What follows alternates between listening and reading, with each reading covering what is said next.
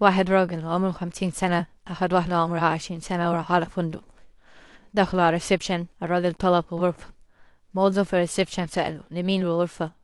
الراجل قال له أنا وأمي. الموظف قال له دي أمك؟ قال له اه أنا وأمي. المهم زميل الموظف قال له يعمل دي الغرفة وخلصنا. ادوله المفتاح والراجل خد البنت وطلع. شوية موظف الريسبشن بيكلم زميله ويقول له انت تصدق الموضوع ده، تعالى نطلع نشوف ايه الحكاية. راح طالعين، واحد منهم راح موطي وبص من خرم الباب. 5 دقايق، 10 دقايق، ربع ساعة لحد ما ظهر وجعه. وقال له خلاص يا عم يلا بينا بقى. قال له ايه شفت ايه؟ قال له لا دي طلعت أمه بجد. قال له ازاي عرفت؟ قال له كانت بترضعه.